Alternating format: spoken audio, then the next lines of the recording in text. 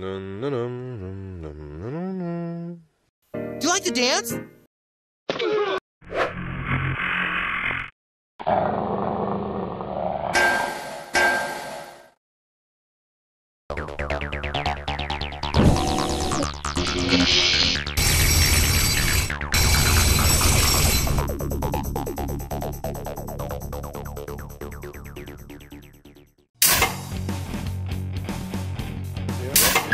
Well, let's get into a bit of the specific position and see if we can maybe sort of try to balance things out here. See who's got the edge. Exactly. Okay. Quarterback. Dale, what do you think? I'm gonna have to give it to Ben Roethlisberger only because what he's done. He's accomplished more than Aaron Rodgers. Not in as much time. Aaron Rodgers was more impressive this year. Probably had the best year of his career.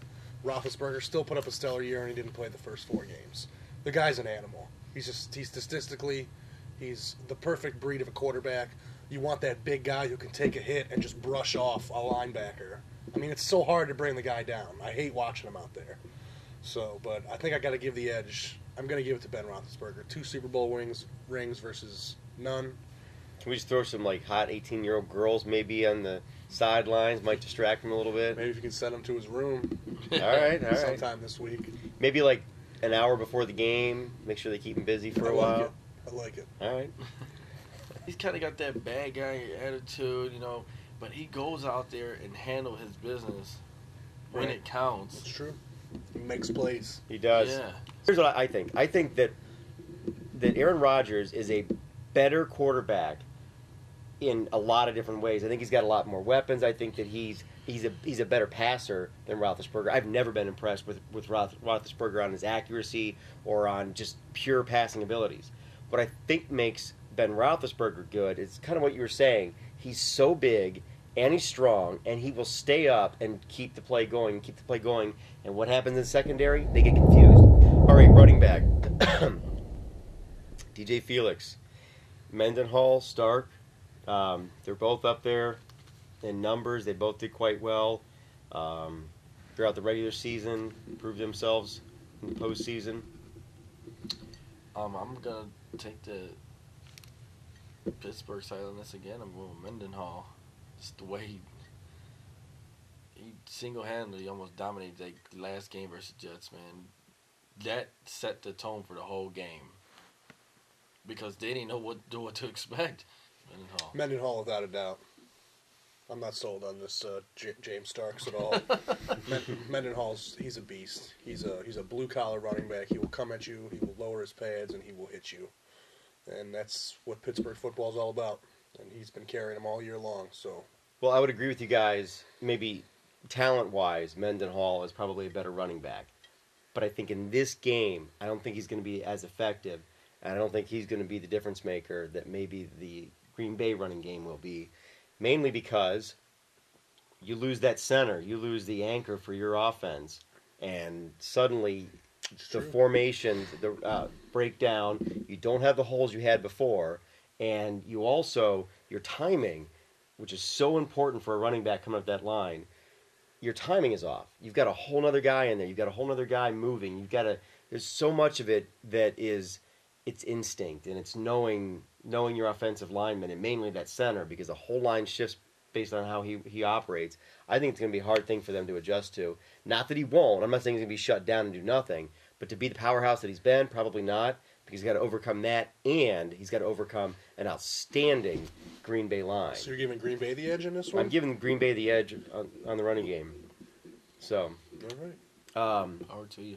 All right. Let's hit this defense. And my God, can you just flip a coin here, or do we have a strong opinion here, Dan? James Harrison, Lamar Woodley, Troy Polamalu. Man, those are some tough guys who know how to play some football. Pittsburgh's defense is sick. You look on the other end, though. Green Bay, not as big a profile names, of course, though. You know, Charles Woodson, Clay Matthews Jr., even A.J. Hawk out there. Buckeye love for A.J. Mm-hmm. But, man, I really don't want to give Pittsburgh the edge in every category, but, I mean, damn, they've earned it, haven't they? Yeah. Shit. I think I might have to. I think I might have to give Pittsburgh the edge on that. All right. Not by much, though. Or are you saying by a lot? No, it's definitely a coin flip. Okay. Those guys been together for a while now, so they already know how to play together. They feed off each other. They know how to blitz.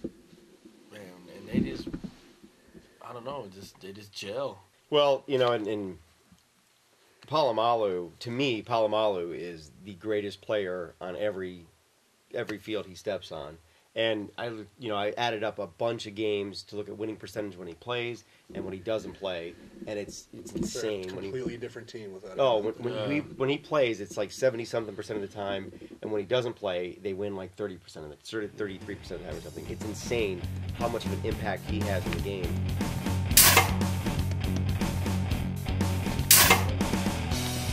All right, it's time. We've got to put our reputation on the line. And a little bit of final score with the Super Bowl. Ramon, are you ready for this? You can start us off, man. Going with black and yellow. Ah, Hate to do it, but the better team, they're going to get it with a field goal. I'm going Pittsburgh 24, Green Bay 21. I'm going to toss it right to the camera. In your face. you're making me sick, man. You can throw up yours. Man. DST. I can't pick Pittsburgh. I won't. You want to.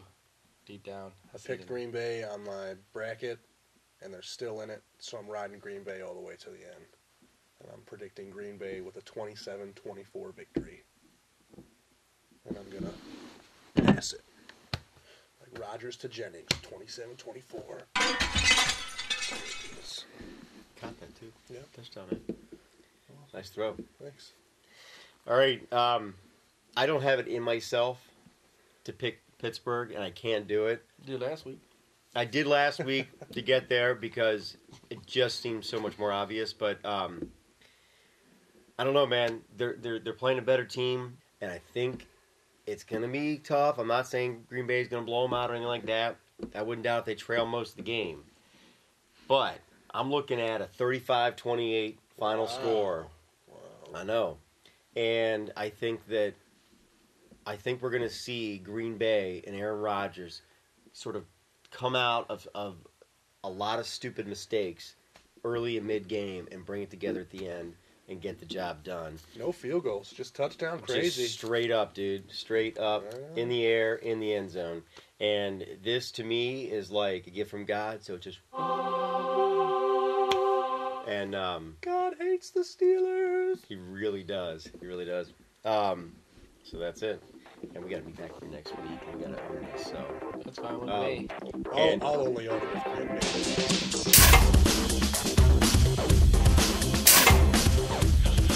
We want to welcome everybody back to a Super Bowl edition of Ramon's Rumor Mill, where we break down all the hottest rumors going around the whole league, whether it be baseball, basketball, football, just everything, boxing, a little bit of, we dabble in that too. So we're going to start off with an all NFL edition of the Rumor Mill, where we're going to be kicking it West Coast, down to the South, and a little bit to the East. So we're going to start off over there on the West. San Fran, Alex Smith. I guess that's what this new coach is leaning toward. Alex Smith as being his starter. So that's one of the big rumors going on over there in the West. Now we're going to head over to the South, where Super Bowl champs last year, the Saints, think about parting ways with Reggie Bush. A lot of injuries right now has plagued this season. No performance. This is all around bad year for him, and he's been injury prone lately. So now they're thinking about not signing him to a contract extension, but I've heard he's been willing to take a pay cut just in order to stay down there. Why not? That team is doing big things down there. Now over to the East, where Cleveland's own Bernie Kosar has been popping up at a few different camps around here. In Cincinnati, with the Patriots looking for a coaching job. I don't know what he's going to coach, maybe the water boy, ball boy or something. I don't know what he planning on coaching, but that is word around the league that he's been popping her up at these two different camps trying to get a job.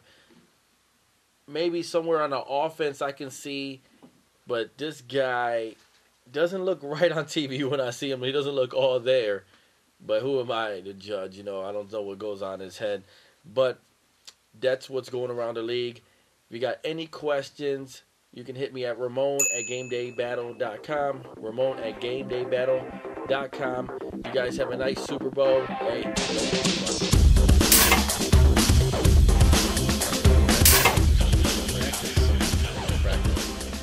You guys have been training all week long, right? Most practicing. I guess so, man. You're nailing it.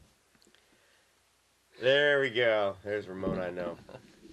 Anyway, so it's time, and I think Ramon, since you just want to be the derelict over there with the out of frame beer, Oh yeah. you get to start it off. Ooh, derelict. I said that. I don't think Mike even knows how to spell that. But I think I do. I'm going to raise my beer to Kevin Durant for calling out Chris Bosh, calling him soft just because he got on a good team. Now you think you could push people around. No, you can't do that. You're nothing. You did nothing over there in Toronto. You had to jump ship and go with two other superstars to get any credit. You're just horrible. You look like an avatar, and oh my God, you're just ridiculous. I don't even think you're that good of a player. You go anywhere else, you'll be horrible, just like you were with the Raptors. Just all around bad. So that's what I'm raising my beer to. All right, Dale. Oh, it's on me? Yeah. I'm just right now. I raised my beer to our Game Day Battle #1 fan, Brian Lee Obrist, BLO. He's our #1 fan. Thanks for checking us out, man. We really appreciate it. It's guys like you to keep us going. You know, your comment the other day made all of our day. And I just want to say thanks a lot. And also for participating in Facebook. I've been on the Facebook page a lot lately since I stopped doing my Fantasy Factor segment, and I'm trying to keep that updated with all kinds of Cleveland news and just anything. And feel free to just get in there and participate. Throw your opinion out there. That's also your chance to speak up. And you know, we're actually going to start incorporating Facebook comments more into the show so that you guys can get your voice out there too and be heard. You guys have just as much right to bitch about Cleveland sports as we do. So to all of our fans, especially BLO, our #1 guy, I raise my beer to you guys. Thanks for making it happen. Excellent. I got to raise my beer to that as well. And we had, started somewhat of a conversation talking about, the Facebook page today, and it really made me realize how much we do really appreciate all of the, all of the input that everybody throws into that page. You know, it's been growing. We haven't really started promoting it yet. And this has been all you guys just kind of spreading the word, making it happen. And we've seen the Facebook page grow. We've seen the YouTube channel grow. And we've been, frankly, very, very happy and very, very appreciative. I don't think we've really expressed that. And we've asked you to come to the page and get people. And you've done that. And I think that I just, maybe on behalf of all of us, want to raise my beer to you and say thanks. And this goes, not only to Brian, but to Ian and Dan Richards and all of the other people that have been with us for a long time and make the page active and make it fun. So to you guys, definitely thank you. And looking forward to many, many years of bitching and hopefully some happiness down the road. And we can make this a very happy Browns, Cavs, Indians, Monsters page. 2026. 2026. So it'll be our 900th show, and the Browns will finally be in the Super Bowl. Hell yeah! So I think this actually might be our 20th. This is show number 20. Outstanding. All right, guys. Hats off. 20 shows. 20 shows. Sal, you made it about 4. Man, we're gonna blow y'all back. I hope we beat him when people don't like our page. We're gonna let you live. Okay. We need some.